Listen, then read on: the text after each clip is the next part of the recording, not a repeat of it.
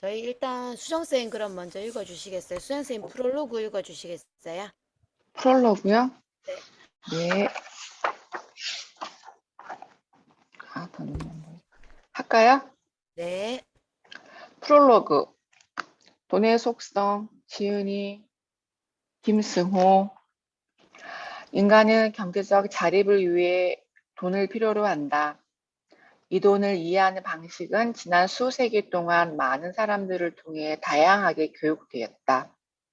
하지만 정작 돈을 다루는 지혜의 수준이 높아진 시대에는 없었다. 세대가 바뀌고 시간이 흘러도 우리는 여전히 제자리다. 지극히 현명한 사람도 돈에 대해 무지한 경우가 태반이고 정작 부를 이루고자 유지하는 사람은 그 비밀을 말할 이유가 없었다. 그나마 알려진 방법은 유효기간이 지난 알약 같은 지나간 과거의 지식뿐이다. 인생에서 돈에 대한 문제를 해결한다는 건 영적 각성만큼이나 삶에 있어 중요한 가치다. 방치하거나 무시하면 현실의 돈 역시 나를 무시하거나 방치하기 때문이다. 돈을 세속적이라는 이유로 방치하고 두렵다고 피하면 그 피해가 나와 내 가족 전체와 다음 세대까지 이어지며 평생 노동의 굴레를 벗어날 수 없다. 나는 가족을 위해서라면 하루도 쉬지 않고 일하던 노동자의 아버지 밑에서 태어나 겨우 굶지 않을 정도의 어린 시절을 보냈다. 그러나 지금은 미국 정부와 한국 정부에 1년에 수백억의 세금을 내는 사람이 되었다. 한적한 시골 동네에 떨어진 파키스탄 노동자 같은 신세에서 하버드에서 교육받은 변호사와 회계사를 기다리게 만들며 전 세계에 걸쳐 여러 사업을 총괄하는 사업가가 되었다. 6달러짜리 냉면을 파는 한인 식당의 육중한 나무문이 겁이 나서 들어가려다 포기했던 사람이 매일 일반 직장인의 몇 년치 월급을 벌고 있다. 나는 가난의 가장 바닥부터 거의 최상급의 위치까지 올라봤으며 그 과정에서 돈이 여러 속성을 자세히 경험해 볼 기회를 얻었다. 돈을 번다는 게 어떤 뜻인지, 돈은 어떻게 움직이는지, 돈은 왜 사라지는지, 돈은 어디로 몰려다니는지, 돈은 무슨 일을 하는지, 돈은 어떤 흔적을 남기는지를 비교적 깊고 넓게 볼 수 있는 위치에 올라설 수 있었다.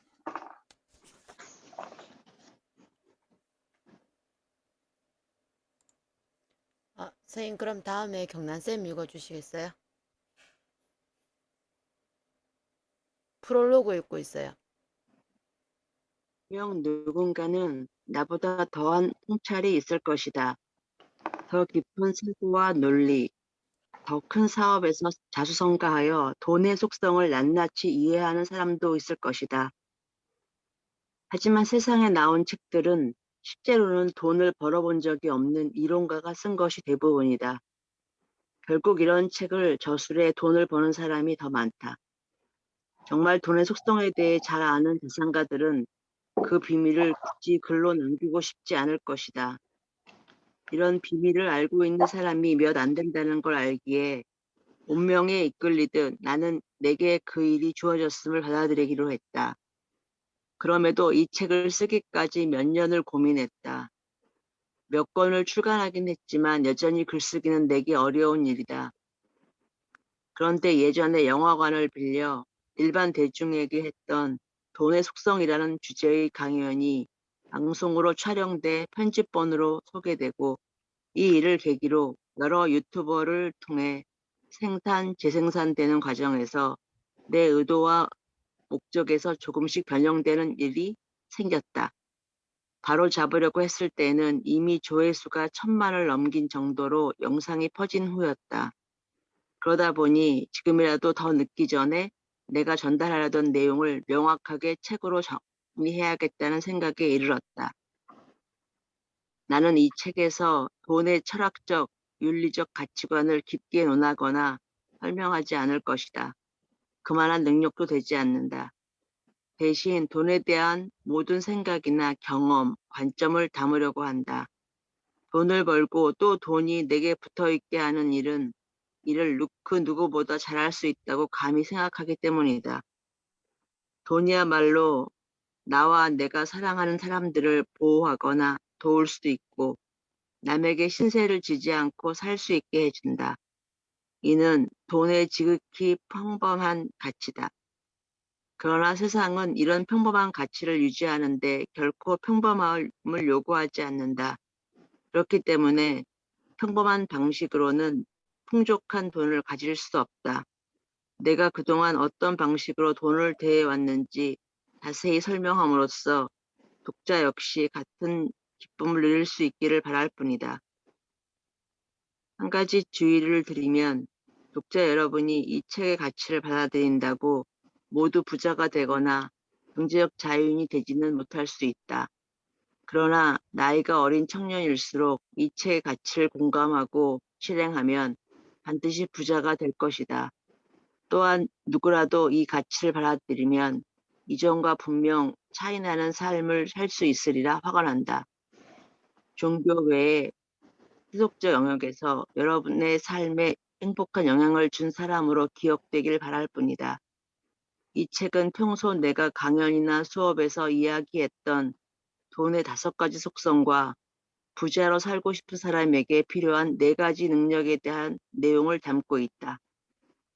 돈의 5가지 속성으로 돈은 인격체다.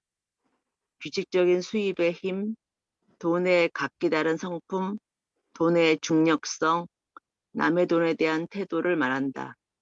부자가 되기 위해 필요한 4가지 능력으로는 돈을 버는 능력, 모으는 능력, 유지하는 능력, 쓰는 능력을 다룬다. 그리고 이것을 각기 다른 능력으로 이해하고 각각 다르게 배워야 한다고 강조해왔다. 전작인 생각의 비밀, 알면서도 알지 못하는 것들에 나온 문장이나 유사한 표현이 일부 나올 수 있다. 중복된 표현이 있어도 이해를 구한다. 더불어 경제 용어를 잘 모르는 분도 쉽게 이해할 수 있도록 되도록 풀어쓰려고 노력했다. 모쪼록 독자 개개인의 경제적 독립과 자립의 삶에 도움이 되길 바란다. 영지쌤, 바로 읽어주시면 되세요.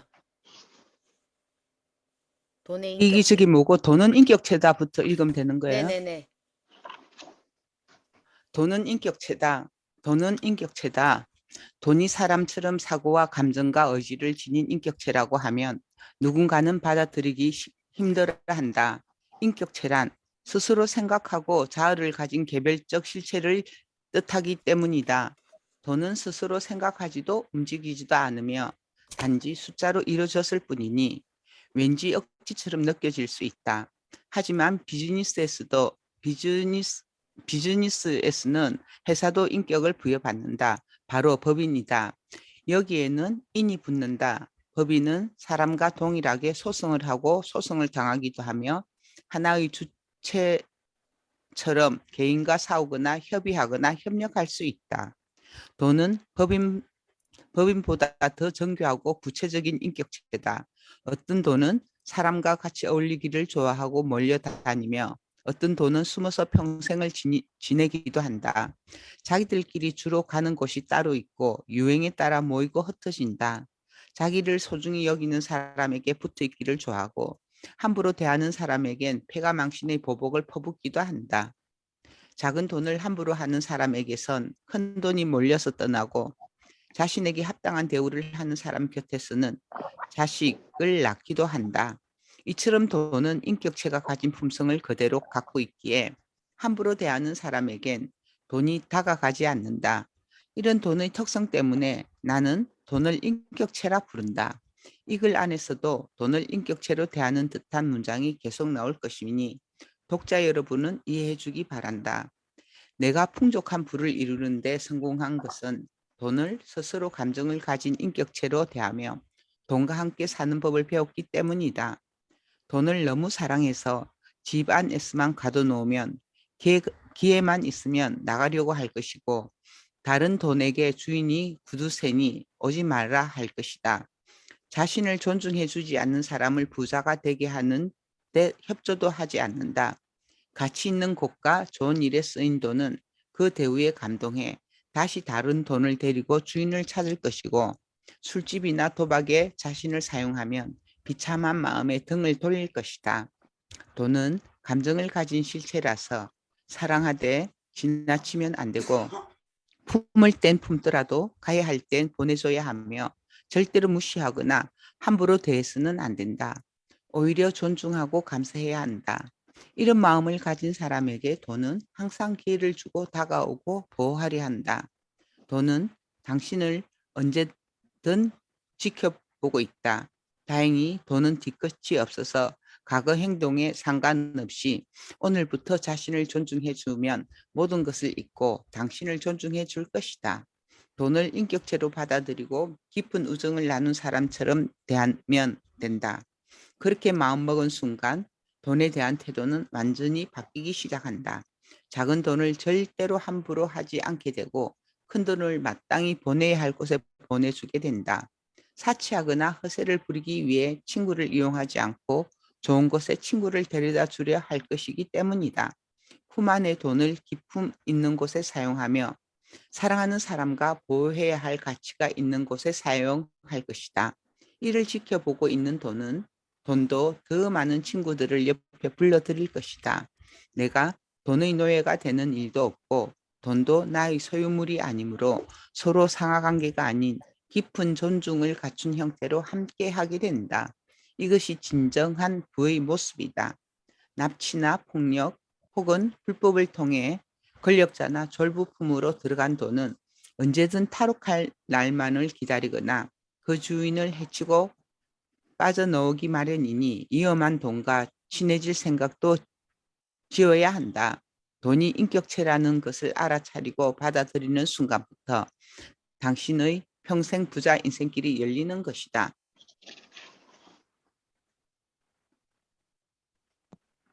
나는 나보다 더 훌륭한 경영자에게 투자한다. 30대 중반 주식에 투자했다가 큰 실패를 겪었다. 과거의 주식 정보를 바탕으로 가장 좋은 거래 패턴을 찾아내 투자하는 프로그램 매매까지 손을 댔었다. 당신은 이 방법이 가장 빨리 가난을 해결해 줄 거라 믿었다. 나 스스로 일반인보다 똑똑하고 대담하다고 생각했다. 돌이켜보면 그건 투자가 아닌 투기였다. 얼마나 어리석은 행동이었는지 부끄럽기 그지없다. 당시 투자자로서 내 수준은 유치원도 못 들어간 유아 수준이었다. 하지만 스스로 대학원생 정도라 생각했으니 잘 될 턱이 없었다. 과거 데이터를 놓고 미래 예측을 내놓은 책과 강연이 많다. 그럴 때면 과거의 내가 생각이 나서 안타까운 마음뿐이다. 그들의 현재 재산과 미래 재산 상태를 짐작하면 정말 그렇다. 나는 전 재산을 날렸고 다시는 그곳에 얼씬거리지 않았다. 다시 주식을 시작한 건 5년 전쯤이다. 지난 5년간 꽤 많은 주식을 매입했으나 거의 팔아본 적이 없다.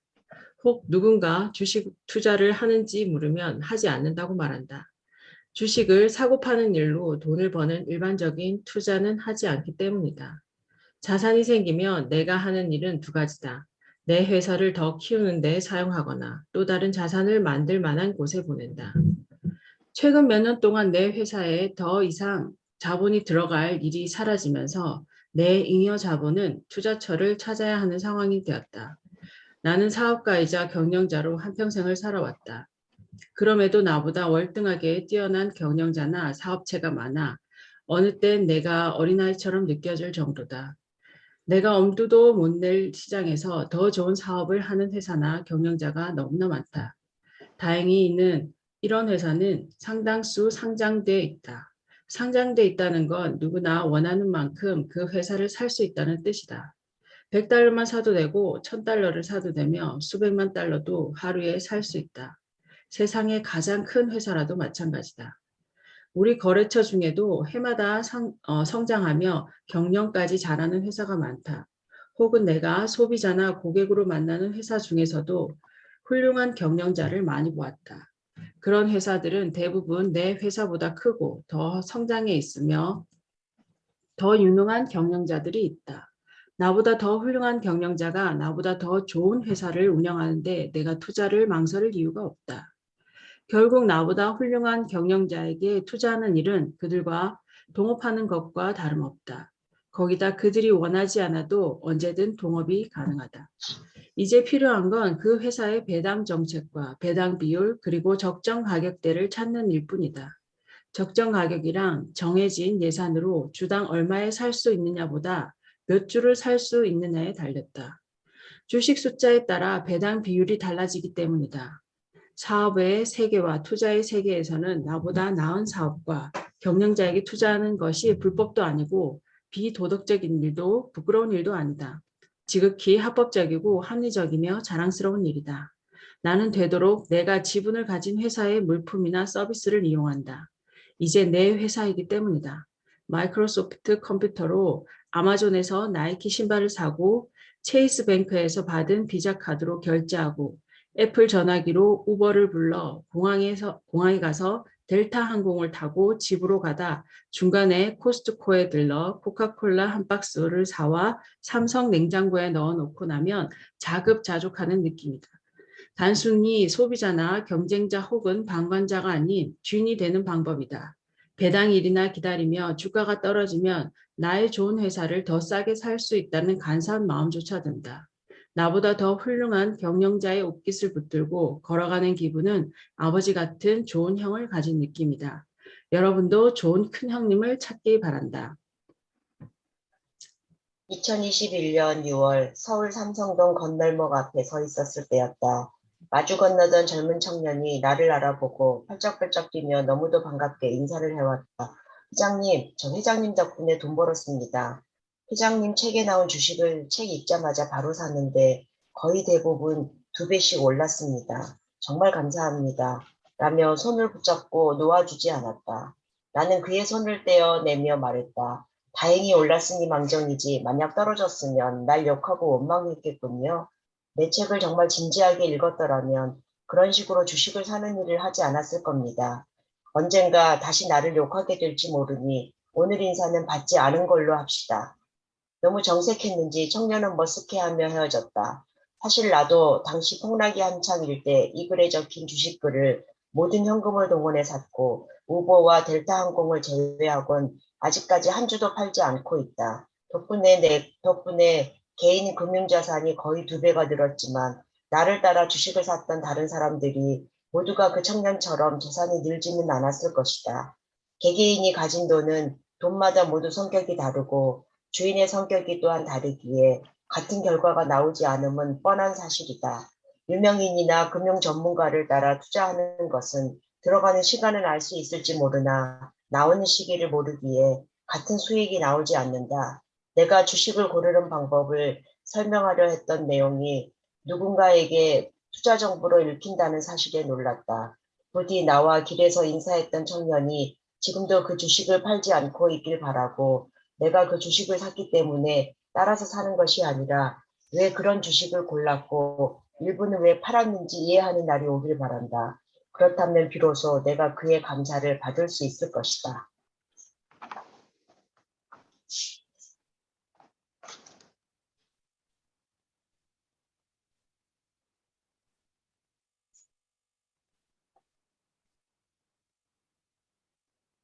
복리의 비밀, 재테크에서 빼놓을 수 없는 게 복리의 위력이다. 복리란 중복된다는 뜻의 한자 복과 이자를 의미하는 한자 리가 합쳐진 단어다. 원금과 이자에 이자가 붙는다는 뜻이다. 그리고 그 이자에 이자가 붙는다는 뜻이다. 복리에 상대되는 말은 단리다. 단리는 원금의 이자가 한 번 지불되는 상태를 말한다. 이렇게 단리로 받은 이자와 원금을 합친 금액에 다시 이자를 받는 구조가 복리라고 이해하면 된다. 1,000만 원을 연 이자율 6%의 단리로 5년간 이자를 받기로 했다면 5년 후에 1,300만 원을 받는다. 하지만 이자를 사용하지 않고 그대로 원금과 합쳐 이자를 받으면 48만 8,502원을 더 받는다. 차이가 없는 듯해도 이미 20개월간의 이자를 추가로 받는 셈이다. 이것을 10년으로 바꾸면 219만 3,967원으로 87개월간의 이자에 해당된다. 만약 이 상태를 20년간 지속한다면 원금보다 많은 1,110만 2,045원의 추가 이익을 얻게 된다. 영리한 사람이라면 이쯤에서 같은 복리 이자를 받더라도 1년에 한 번 이자를 받는 것보다 분기별로 나눠 받는 것이 더 좋고 월별로 이자를 받으면 훨씬 더 이익이라는 걸 즉각적으로 알았을 것이다. 그런데 만약 거꾸로 복리 개념을 채무이자에 적용해 갚아야 할 상황이라면 무섭고 끔찍한 수치가 산출된다. 마이너스 통장을 개설해 연이율 10%로 500만 원을 빌렸다면 월 이자가 겨우 41,667원이지만 이를 안 내고 버티면 다음 달 이자는 두 달치인 83,334원이 아니라 347원이 늘어난 83,681원이다. 41,667원에 대한 이자가 합쳐졌기 때문이다. 여기서 이 347원을 겨우라고 생각하는 사람과 무려 347원이라고 생각하는 차이가 투자의 차이를 만들고 부의 차이를 만들며 삶의 차이를 만든다. 만약 이렇게 2년 동안 융자금을 갚지 않고 있으면 2년 후 원리금은 605만 1,525원의 매달 이자가 5만 429원으로 변해 있고 3년이 지나면 668만 5,199원의 원금과 5만 5,710원의 이자가 된다. 그리고 연리 13.4%에 해당되는 금액으로 늘어나게 된다. 겨우 347원이 만든 결과다. 다른 예를 들어보자. 만약 집을 구매할 때 30년 상환 4% 복리로 3억을 융자 받았다고 가정하면 지불해야 하는 총 금액은 9억 9천만 원이나 된다. 이를 30년간 나눠 월별로 지불하면 월 모기지 비용은 276만 원씩으로 21년간 이자를 지불해야 겨우 그 다음 달부터 원금이 줄기 시작한다. 복리가 이렇게 무섭다. 결국 복리를 내 편으로 만드는가 적으로 만드는가에 따라 재산의 정도가 달라진다. 복리를 내 편으로 만들기 위해 해야 할 첫 번째 일은 복리에 대한 이해다. 조지 워싱턴 대학의 조사에 따르면 미국인의 3분의 1만이 복리를 이해한다고 한다. 알베르트 아인슈타인은 복리야말로 인간이 가장 위대한 발명이자 세계 8대 불가사의라고 말했다. 워렌 버핏 역시 복리의 혜택을 가장 많이 받은 투자자이며 복리의 도움이 없었다면 지금 자리에 오르지 못했을 것이다. 복리는 간단하지만 투자에서 가장 중요한 원리 중 하나다. 투자자가 복리를 이해하지 못한다면 부를 다룰 자격이 없다. 복리는 투자 자체보다 더 중요하다. 복리 효과가 부를 어떻게 변화시키는지 이해하려면 복리와 진지하게 친해지고 함께 어울려야 한다. 여기서 1964년 워렌 버핏이 34살이 되던 해에 보낸 주주 서한을 살펴보자. 복리라는 주제는 전반적으로 고리타분하기 때문에 미술품의 비유에 소개해볼까 합니다. 1540년 프랑스 국왕 프랑스와 1세가 레오나르도 다빈치의 그림 모나리자를 4,000에키에 구입했습니다. 당시 4,000에키에는 2만 달러의 가치입니다. 만일 프랑스와 1세가 현실 감각이 있어서 그림을 사는 대신 연간 세후 6% 수익률로 그 돈을 투자했다면 현재 일십, 백, 천만, 십만, 백만, 천만, 달러 이상으로 불어났을 것입니다. 연간 6%로 1,000조 달러 이상을 만들어내는 것입니다. 현재 미국 국채 발행 규모의 3,000배가 넘습니다. 어려서부터 복리의 개념과 혜택을 정확히 꿰뚫어 본 젊은이는 그의 나이 50세 이후 미국 최고 부자 중 한 명이 되었고 91세인 현재까지 그의 부는 계속해서 늘어나고 있다. 복리가 그를 최고 부자로 만든 것이다. 우리 삶에 자연스럽게 스며들어 가장 큰 영향을 끼친 두 가지가 비누와 복리다. 비누가 발명된 후 개인 위생이 개선되며 인간 수명이 비약적으로 늘어났으며 복리가 발명된 후 부의 이동이 수없이 일어났기 때문이다. 당신이 복리의 중요성을 이해했다면 이제 막 부자가 될 가장 기본적인 준비가 끝난 것이다. 축하한다. 일정하게 들어오는 돈의 힘. 가정해보자. 1년에 수입이 5천만 원인 사람이 있다. A라는 사람은 매달 일정하게 400만 원을 버는 사람이고 B라는 사람은 어느 땐 1,000만 원을 넘게 벌기도 하지만 어떤 달은 한 푼도 벌지 못한다. 두 사람 모두 매년 5천만 원의 수입이 생기지만 돈의 힘은 서로 다르다.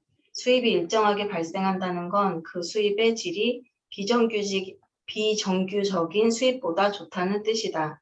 질이 좋은 돈은 다른 돈을 잘 불러 모으고 서로 붙어 있어도 흩어지지 않는다. 비정규적인 돈보다 힘이 강해 실제 액면 가치와 상관없이 잠재 가치 척도 주가 수익률이 높다. 농사를 짓는데 필요한 강수량이 1000m라고 가정해 보자. 그런데 봄에 한 번 500mm 퍼붓고 가을에 한 번 500mm 퍼붓는다면 그 땅에서는 농사를 지을 수 없다. 홍수 아니면 가뭄이기 때문이다. 대신에 하루 10mm씩이라도 매일 꾸준히 내리면 상당히 좋은 결실을 맺을 수 있다. 브라질의 렌소이드 사막은 연간 강우량이 1600mm나 되지만 아무것도 키우지 못한다. 6개월에 한 번씩 비가 오기 때문이다. 마찬가지로 기업 운영도 가장 중요한 것은 현금 흐름이다. 현금 유입과 유출을 통틀어 현금 흐름이라 한다. 기업의 현금 흐름이 좋지 않으면 이익이 나도 부도가 날 확률이 높아진다. 언젠간 비가 와도 당장 가뭄이 들어 작물이 타 죽는 것과 같다. 몸 안에 피도 일정하게 흘러야 사지가 움직이고 호흡도 일정해야 생명이 연장되며 음식도 일정하게 먹어야 죽지 않는다. 10분 동안 물속에 있다가 모자란 숨을 몰아넣는다고 사람이 살아날 수는 없다. 굶어 죽은 사람 입에 고기를 넣어준다고 사람이 살아나지 않는 것처럼 말이다. 돈도 같다. 현금 흐름이 일정하게 유지돼야 경제적으로 삶이 윤택해진다. 돈이 일정하게 들어온다는 건 체계화된 경찰이나 군인 수백 명만으로 수천 수만 명의 군중을 효율적으로 통제하는 것과 같다. 이 흐름이 거친 인생을 통제할 수 있는 상태를 만들어준다. 장사나 사업을 계획 중이라면 개천을 막아 여름 한철 하루 1000만 원 매출을 올리는 사람을 부러워 말고 매일 수십만 원씩 꾸준한 돈이 들어오는 국밥집을 부러워해야 한다. 여름철에 번 1000만 원은 그 돈이 솜사탕처럼 가벼워서 만지기만 해도 쉽게 부서지지만 국밥집 100만 원은 단풍나무처럼 단단해서 건물도 만들어낼 수 있기 때문이다. 행사 때 몰려온 단체 손님을 상대하느라 단골을 무시하는 사장은 성공할 수 없다. 비정규적인 수입은 한 번에 몰려온 돈이라 실제 가치보다 커 보이는 착각을 일으킨다. 그래서 자신이 많은 돈을 벌게 될 줄 알고 사치하고 함부로 사용하게 돼 결국 모으지 못하게 된다. 흔한 생각으로는 돈이 또 언제 들어올지 모르니 저축을 해가며 살 것 같아도 실제로 그렇게 조정하는 사람은 별로 없다. 내 손에 바늘이 있고 풍선이 눈앞에 어른거리면 찔러보고 싶은 것이 사람 마음이다. 따라서 수입이 비정규적인 사람은 자산을 정규적인 수입 자산으로 옮기는 작업을 시작해야 한다. 연예인, 강사, 학원 교육자, 건설 노동자, 시즌이 있는 사업체 소유자, 운동선수, 개원 의사처럼 수입이 일정하지 않은 직업을 가진 사람이 여기에 해당된다.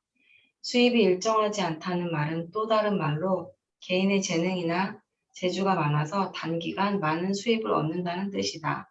이런 사람들은 자신의 수입이 생기는 대로 일정한 소득이 나올 수 있는 부동산이나 배당을 주는 우량 주식을 사서 소득을 옮겨 놓아야 한다. 하루라도 빨리 일정한 소득으로 옮겨 놓지 않으면 비정규적인 돈은 정규적인 돈을 소유한 사람들 아래로 빨려 들어가고 말 것이다. 정규적인 돈과 비정규적인 돈이 싸우면 언제든 정규적인 돈이 이기기 마련이다. 규칙적인 수입의 가장 큰 장점은 미래 예측이 가능해진다는 점이다. 미래 예측이 가능하다는 말은 금융자산의 가장 큰 적인 리스크를 제어할 수 있다는 뜻이다. 리스크는 자산에 있어 가장 무섭고 두려운 존재며 모든 것을 앗아갈 수 있다. 어디에 숨어 있는지 몰라서 모퉁이를 돌다 갑자기 맞닥뜨릴 수 있는 것이 리스크다. 이 리스크를 제어할 수 있다는 건 대단한 장점이다. 그 자체가 신용을 부여하며 이 신용은 실제 자산으로 사용할 수 있어 같은 5천만 원이라도 1억 원 혹은 그 이상의 자산으로 변형돼 현실에 나타난다. 중력의 힘을 가졌다. 중력은 현대 물리학의 상호작용 힘 중 하나다. 뉴턴에 따르면 중력은 질량을 가진 모든 물체에 작용한다.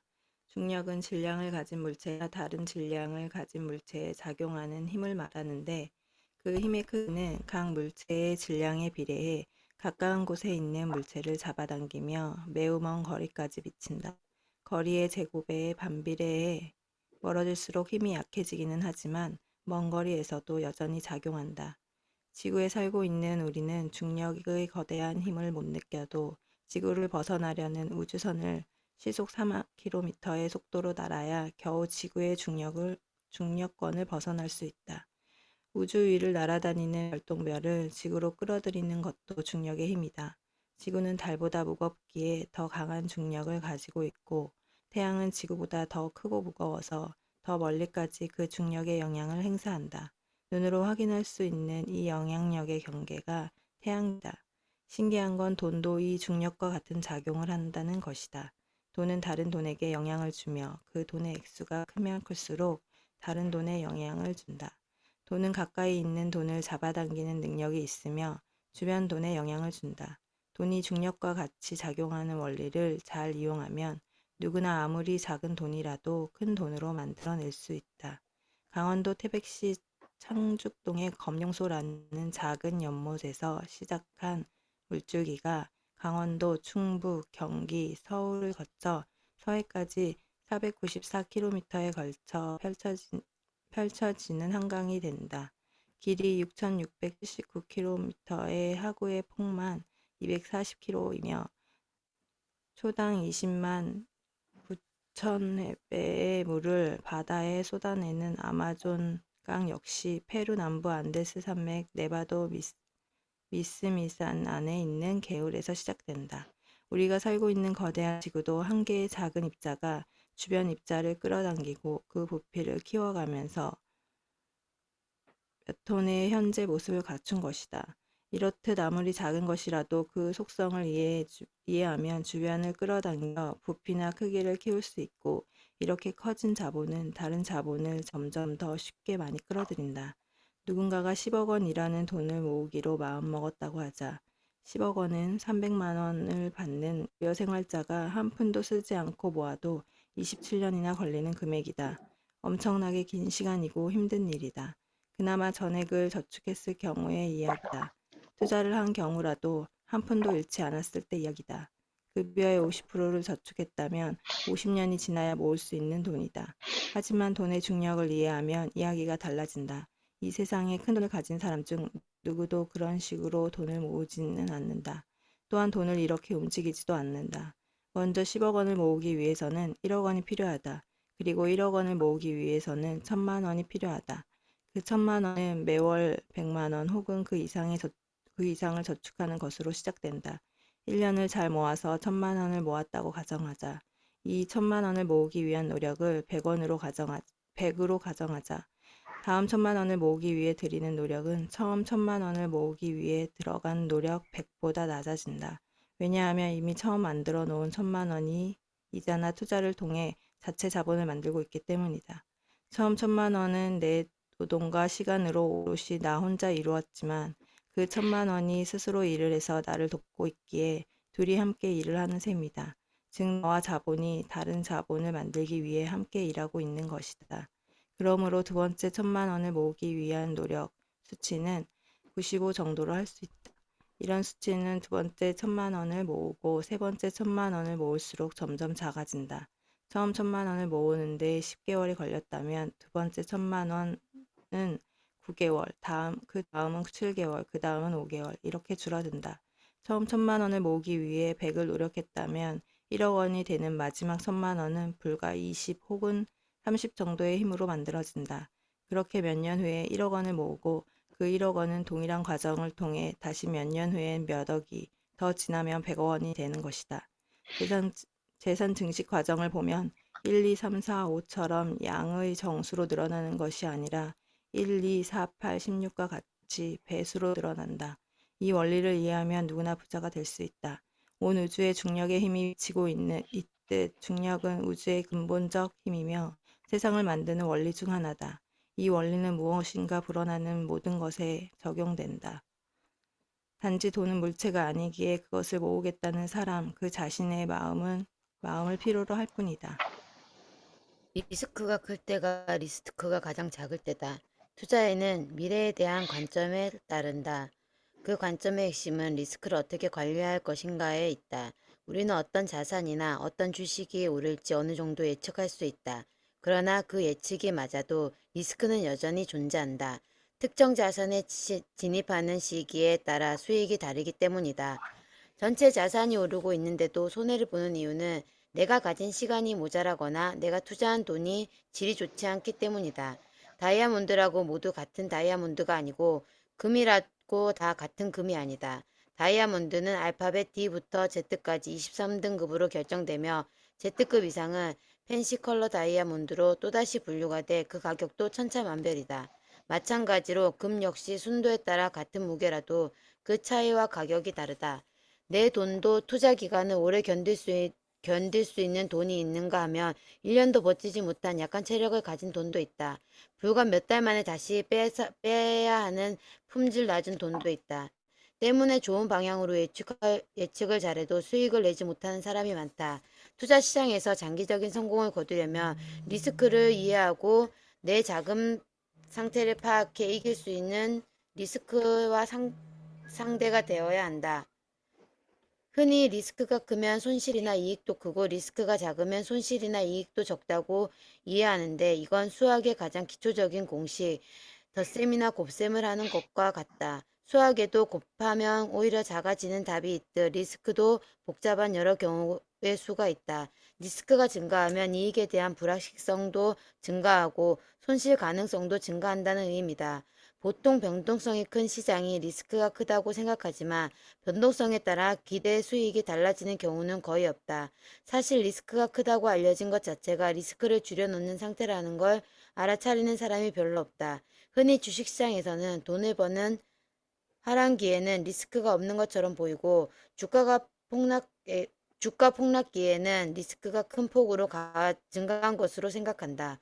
폭락장가 얼마나 깊고 오래 손해가 발생할지 모르나 그 리스크가 너무 커 보여 아무도 주식을 사지 않아 급하락한 것이다. 사실은 그 시기가 리스크가 가장 줄어있는 때다. 상승장처럼 아무도 리스크를 겁내지 않을 때가 리스크가 가장 큰 경우도 있다. 오히려 리스크가 사라진 것처럼 보이는 상승장이 가장 리스크가 크다. 거품이 생기는 유일한 지점이기 때문이다. 따라서 리스크를 정확히 꿰뚫어 볼 수 있는 눈을 가져야 한다. 워런 비핏의 유명한 말이 있다. 남들이 욕심을 낼 때 두려워하고 남들이 두려워할 때 욕심을 내야 한다. 워런 버핏은 모두가 두려워하는 지점을 리스크가 줄어든 상태로 본 것이다.